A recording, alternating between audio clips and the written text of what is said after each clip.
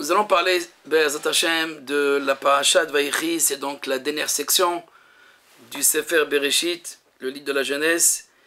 Et je pense que ce livre vient au fait non pas seulement clôturer l'histoire de la famille de Jacob, mais aussi de toute la création. Puisque Jacob lui-même, avec sa mort, il désire donc révéler la fin des temps. Le verset dit dans le chapitre 49 de la Genèse, ויקרא יעקב אל בניו ויאמר אספו ואגיד לכם את אשר יקרא אתכם באחרית הימים. יקבצו ושמעו בני יעקב ושמעו אל ישראל אביכם. Donc Yaakov dit à ses enfants, rassemblez-vous, car je vais vous raconter, je vais vous dire ce qui vous arrivera à la fin donc des jours. Ikapsou, rassemblez-vous et écoutez, enfants de Jacob, et écoutez votre père Israël. Dans ces deux versets, il y a donc beaucoup de commentaires. Nous allons nous résumer au Midrash et un petit peu bien sûr au passage du Zohar à propos donc de ce rassemblement de la fin de la vie de Jacob qui correspond aussi à la fin des jours du monde. En même temps, bien sûr, quand on dit la fin des jours, tout de suite le Midrash dit il s'agit Yemot HaMashiach, les moments, donc les jours, l'époque messianique. Il ne s'agit pas donc d'apocalypse, il ne s'agit pas donc de la fin radicale du monde, mais il s'agit donc du renouvellement du monde, comme dit le Ramchal, aussi dans le Mamar HaIkarim à propos donc de l'époque messianique, que c'est un passage vers le renouvellement de la création. Hitrachu d'Abria, Olam Pochet Tsura, Velovesh Tsura, le monde donc se déshabille d'une forme pour s'habiller d'une autre forme. Il s'agit donc d'un renouvellement, mais il y a une période donc de passage qui s'appelle la période donc du Messie, Yemot HaMashiach. Et Asfou, rassemblez-vous, parce qu'il les a vus donc dispersés. Rashi lui-même rapporte le Midrash, il a voulu leur dire la fin des jours, mais voilà, Istalka Mimeno Ashrina, la présence divine donc l'a quitté. En le quittant donc, apparemment il n'arrive plus à parler ou dire ce qu'il voudrait dire, Vitri Lomad Vaimachirim, il a commencé à dire d'autres choses. Donc d'autres choses, à savoir les bénédictions qu'il a données à ses enfants. Cependant, Nachmanide dit il y a juste un changement donc de rhétorique, c'est-à-dire qu'en fait, s'il ne parle pas donc directement, d'une manière claire, de la fin des jours, mais il va faire allusion dans ses bénédictions à ses enfants de la fin des jours. Ceci dit que Yaakov, qu'est-ce qu'il craignait? Qu'est-ce qu'il a vu? Qu'est-ce qui l'a dérangé au moment où la Shrina l'a quitté? La Gemara dans Psachim, la page 56, nous dit Shema chad v'shalom yesh bemitati pisoul. Peut-être dans ma couche, c'est-à-dire dans mon lit, ma couche, il y a donc des éléments, des enfants qui sont donc affectés, détériorés, comme Avraham Avinu, comme Yitzhak, mon père, etc. Peut-être moi aussi. D'autres disent, au fait, il a vu qu'il y avait donc une division. Quand il dit Asfou, donc il a vu une division, une séparation, une dispersion chez ses enfants, et les enfants donc le retiennent, ils disent Shema Israël. Écoute Israël, son nom maître Israël ici c'est Jacob. Donc les enfants disent à leur père, écoute Israël, écoute Jacob, Hashem Elokeinu, Hashem Ehad. Dieu, l'Éternel notre Dieu, et l'Éternel un. Quand ils ont vu que leur père donc était dérangé par une certaine division chez les frères, il leur a apporté peut-être le verset clé de tout le judaïsme, de tout le principe donc de la foi. Keshem she'eno echad bilvad belibecha kach ou echad belibenu. Comme il est un, unique dans ton cœur, il est unique et un dans notre cœur. Botacha, c'est mon la pata Yaakov Avinu, c'est mon la Yaakov dit aussi, Baruch Shem Kevod Malchuto, béni soit la gloire, le règne de Dieu à jamais. C'est les deux versets donc, que nous lisons dans la déclaration donc, de la foi, Shema Israël et le Baruch Shem Kev Malchuto, c'est là donc l'origine dans cette rencontre. Au fait, un autre Midrash nous dit que Yaakov lui-même était stressé au fait de, quand il devait quitter le monde, il voyait donc que ses enfants n'étaient pas unis. Et donc, comment allait être constitué plus tard le peuple d'Israël? Il a demandé à Kalboulou, Amar Ribono Shaolam, Adamet Belocholi, Ve'eno Me'ashev Ben Banav, comment un homme meurt dans ce monde et il ne rétablit pas l'harmonie, la paix avec ses enfants. Donc, comme si un homme, avant de quitter le monde, il doit régler, le dernier règlement, c'est d'abord avec sa progéniture, avec ses enfants. Et donc, le Midrash nous dit qu'avant donc Jacob, un homme mourait d'une manière soudaine. Pitom, donc il y a la mort et Jacob a demandé que l'homme tombe malade avant de mourir. Donc la maladie, elle est là pour régler quelque chose, elle est là pour régler une affaire de famille ou plus. Mais avant, on ne tombait pas malade. Avant Jacob, on ne parlait pas de maladie. La Torah n'a pas parlé de maladie. Pour la première fois où la Torah parle de maladie, elle le parle avec Yaakov. Et donc c'est Yaakov qui a demandé d'être malade, de prendre un temps de réflexion avant de quitter ce monde. Et ce temps de réflexion, il demande à Kalboulou pour une seule chose, Léachev Ben Banav, de régler l'affaire avec ses enfants.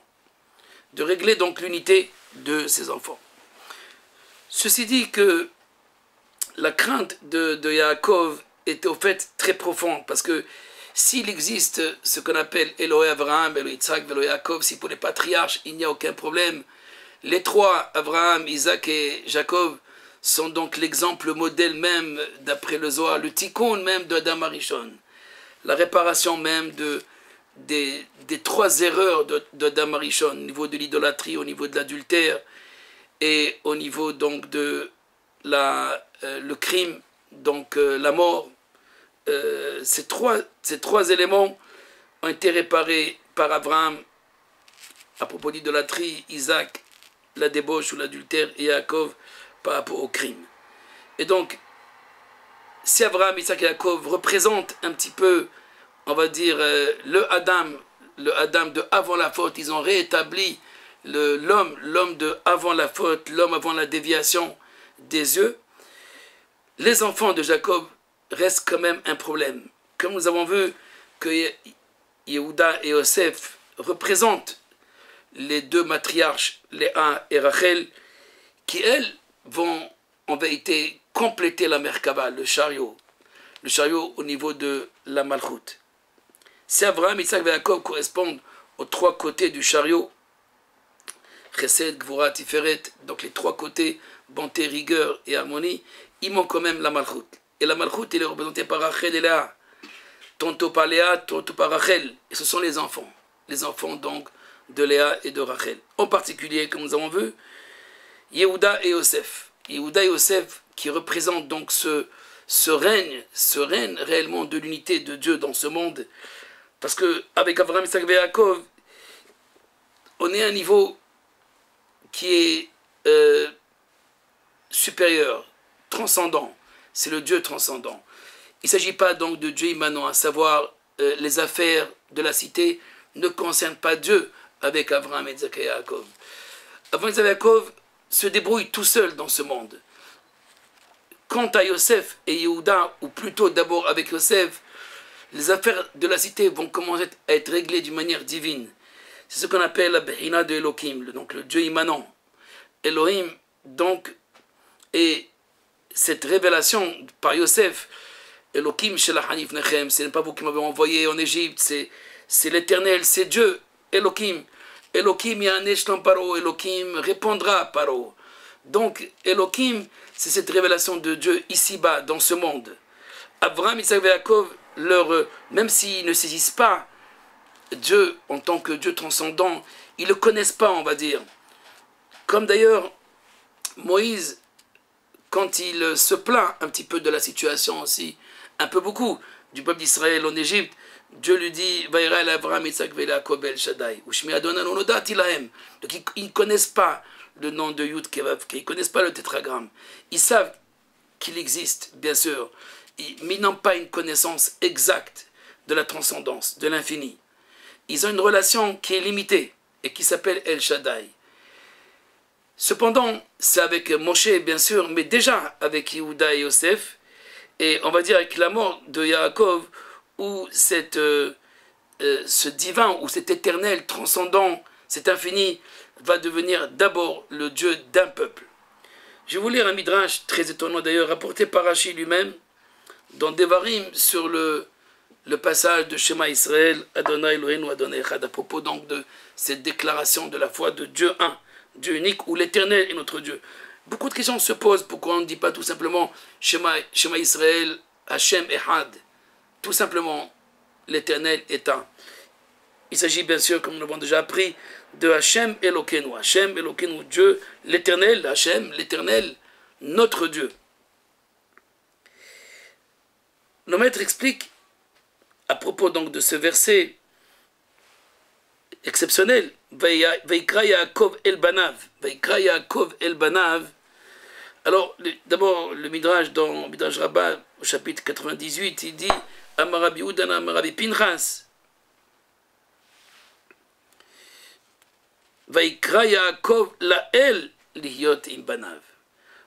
Avec un changement donc d'une lettre, au lieu de dire Vaikra Yaakov El Banav, Yaakov appela ses enfants. Vaikra Yaakov Lael, elle devient Lael. Yaakov appelle l'Éternel, il appelle Dieu pour être avec ses enfants. Il dit au fait à Dieu, voilà, je vais partir. Ils n'auront plus de père. Mais qui est leur père maintenant? C'est toi leur père. C'est toi qui vas devenir leur père. Rabbi Pinchas, Zimno Levanav, il invite Dieu avec ses enfants. Amarabi Aboun, Asau Apotropos Albanav, il a rendu responsable, Apotropos, donc celui qui va prendre les comptes de ses enfants. C'est au fait, il y a lieu donc maintenant de régler les affaires qui sont intérieures. Si Abraham, Yitzhak n'exigeait pas, on va dire, de Dieu la nécessité d'intervenir dans les affaires intérieures, et on le voit d'ailleurs dans plusieurs versets, Yaakov, lui, et à partir de Yaakov, et seulement à partir de Yaakov, et l'Abraham, Yaakov, à partir de Jacob, alors on voit qu'il y a un changement, je dirais, au niveau même de la relation. Là, il y a Hashem Eloheinu, l'Éternel est notre Dieu. C'est vrai qu'on s'est accaparé quelque part, avec Yaakov, on s'est accaparé l'Éternel qui devient Dieu, le pouvoir. Dieu, c'est au fait Elohim, en hébreu, c'est Baal HaKochot, donc le possesseur ou le maître de toutes les forces. Au fait, le maître souverain. Le maître souverain pour dire, au fait, ce Dieu immanent, le Dieu dans ce monde, le Dieu ici-bas. Cette immanence, bien sûr, elle est spécifique. Elle est d'abord à Israël. Ensuite, quand on va le voir, il va devenir le Dieu universel. Mais d'abord, il y a cette nécessité, donc, avant de partir, Yaakov va être sûr que ses enfants, ses petits-enfants vont garder la relation. Alors il voit, il y a peut-être quelque chose qui ne va pas. Peut-être, disent nos maîtres, Yaakov leur dit, peut-être vous avez des discussions ou une confrontation, vous posez des questions à propos donc, de l'unité de Dieu. Et là, ils répondent non. Il est un dans ton cœur. Comme il est un dans ton cœur, ton cœur, il est rempli de cette unité. Il n'y a pas une place pour autre chose. Tout ce qui se passe ici-bas, c'est lui. C'est vrai qu'on s'est posé des questions à propos de Joseph, de nos actes, etc. Mais oublie tout cela. Maintenant, comme il est un dans ton cœur, il est un aussi dans ton cœur. Il remplit tout le cœur. Il n'y a pas de place à d'autres dieux. Il n'y a pas d'autre place à une autre foi, à un autre pouvoir. Il n'y a qu'un seul pouvoir, c'est le pouvoir unique. C'est le souverain unique, ici-bas. Cette réalité, ou plutôt cette relation que Yaakov va créer, c'était qu'il va donc forger le peuple d'Israël, mais en étant en Égypte, comme s'il fallait descendre en Égypte. Il fallait descendre non pas chez Paro, mais chez Joseph. Jamais Jacob il serait descendu en Égypte, disent nos maîtres. Et donc il descend chez Joseph, chez son fils, parce que c'est avec lui qu'on va apprendre la foi. C'est le sang de la foi. C'est le sang où on va apprendre comment comprendre Dieu ici-bas, dans la famine, dans la maladie, dans la catastrophe, dans l'exil, dans l'éloignement. Et donc, ici-bas, dans le manque, dans la lacune, cette puissance, cette force de la Emouna de Yosef, où Yaakov, d'ailleurs, il est interpellé par Yosef. Et il appelle d'abord Joseph. Et il appelle ses frères, comme pour lui dire, est-ce que tu es d'accord qu'on appelle tes frères aussi? Donc, il se met d'accord avec lui avant d'appeler les frères. Il appelle, il le bénit, il bénit ses enfants. Et ensuite, il appelle les frères. Mais là, est-ce que vous êtes d'accord? Est-ce que tout le monde est d'accord ici? Est-ce qu'on partage tous la même foi? Dans ce cas-là, alors ils disent tous, ouais, Shema Israël, écoute Israël. Et Israël, ce n'est pas seulement le peuple d'Israël, c'est Jacob. Écoute Jacob. Hachem Elohenu. Hachem Ehad. Il est un et unique en toi, en nous, jusqu'à la fin des temps. Et c'est ça, au fait, le Harit Hayamim. Le Harit Hayamim, au fait, il est loin. Il est loin, on l'attend toujours. Il se prépare, il se fait attendre, ce Harit Hayamim, parce que l'unité d'Israël n'est pas toujours là. L'unité d'Israël, s'il était à l'époque de Salomon et à l'époque du temple de Salomon, tout de suite après le fils de Salomon, donc il y a une division, il y a une séparation au sein même du groupe Israël. Encore l'exil, on a besoin de l'exil pour se regrouper. On revient de l'exil et encore il y a une séparation. Il y a comme si on avait besoin de malheur pour réunir tous les enfants, comme si on avait besoin de la mort de Jacob pour se solidifier, pour se réunir et se considérer comme un. Yaakov, lui, il travaille sur deux plans. Sur le plan donc des enfants et sur le plan divin. Sur le plan des enfants, d'abord de voir, est-ce que vous êtes d'accord de faire régner? Parce que Shema Israël, c'est Kabbalat Ol Malchut, c'est accepter. Accepter le Ol. Le Ol, non pas seulement d'un Dieu transcendant, d'un Dieu en haut. Parce que en haut, même la physique, elle l'accepte, les physiciens l'acceptent, qu'il y a une cause très loin, peu importe quand est-ce qu'elle était là, mais il y a une cause principielle, il y a la cause des causes. Mais le problème, c'est ici-bas. Ici-bas, comment on se comporte? Est-ce qu'avec Dieu ou sans Dieu? Est-ce qu'il nous voit? Est-ce qu'il nous entend? Est-ce qu'il nous écoute? Est-ce qu'il est présent? Comment il est omniprésent? Comment il est omniscient? Et c'est ça, Baruch Shem Kevod. Même si on le dit à voix basse, béni soit la gloire, donc la royauté, parce qu'on n'est pas apte. On est apte de la déclarer à voix haute, parce que on ne la saisit pas encore, on ne la voit pas encore, et il faut dire la vérité, que dans nos actes, ce règne de l'unité, il n'est pas donc absolu. Nous croyons tous à beaucoup d'autres éléments qui sont en jeu, mais rares sont les personnes qui voient que tous les éléments, toutes les lois de la physique, toutes les lois de la nature sont soumises qu'à une seule volonté. Et cette volonté, elle n'a qu'une orientation, amener le monde à ce Harit Hayamim, donc à cette connaissance donc absolue de la souveraineté de l'unité de Dieu. Je termine donc avec cet enseignement de Shema Israël, Hashem Elokeinu, Ata hu Elohenu, velo Elohea haumot. À cette époque, qu'est-ce qu'on peut dire? Même à l'époque sinaïtique, Dieu il a fait le tour. Comme disent nos maîtres, il a fait le tour des peuples. Personne n'était prêt à recevoir cette unité. Il est allé chez tous, comme disent chez le Midrash, et chacun posait sa question. Qu'est-ce que tu veux exactement? Qu'est-ce que tu attends de nous? Bon, si c'est comme ça, on n'en veut pas, etc. Arrivé chez Israël, Naaseh Benishma, on accepte. Et donc, il les amène sous le mont Sinaï et il leur donne donc la Torah. Alors, qu'est-ce qu'il leur dit? Anochi Hashem, je suis l'Éternel qui t'a fait sortir. C'est un beau pluriel. Chacun de se sentir que lui il sort. S'ils ne sont pas que lui il sort donc de cette nature, de cet entrain de cet étau de la galoute, de l'exil. Alors il ne peut pas concevoir le Anochi. En tous les cas, nos maîtres disent, maintenant c'est notre Dieu, c'est vrai. Velo Eloya Umot, il n'est pas le Dieu des nations. Aval ou atid liot Hashem ehad, les Kolaumot. Mais à la fin, il sera unique et un pour toutes les nations. C'est ce que le prophète Tsephania écrit dans le chapitre 3, qui Azeh Pochel Amim, Safa Berura Likro Kulam Beshem Adonai, Venema Bayemaoui Adonai Ehad ou Shmo Ehad. Comme dit le prophète, alors je renverserai les peuples. Je renverserai les peuples, l'idiome la safa, l'idiome, c'est-à-dire au fait la connaissance, la philosophie, la pensée. C'est ça le safa, le langage. De revenir au langage primordial de cette humanité déchue, déjà avec le Migdal Bavel.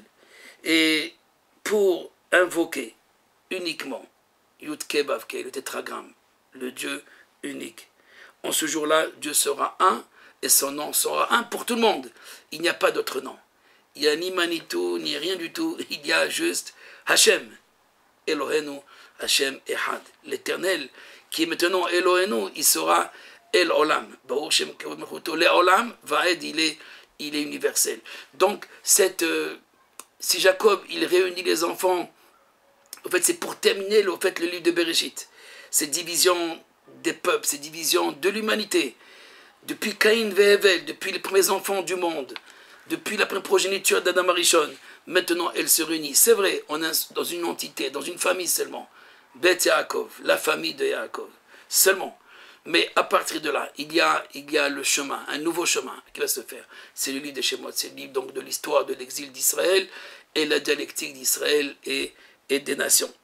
Et là commence donc un renouvellement où le rapport de Dieu va être beaucoup plus clair avec le peuple d'Israël, mais seulement avec Moïse et la sortie d'Égypte.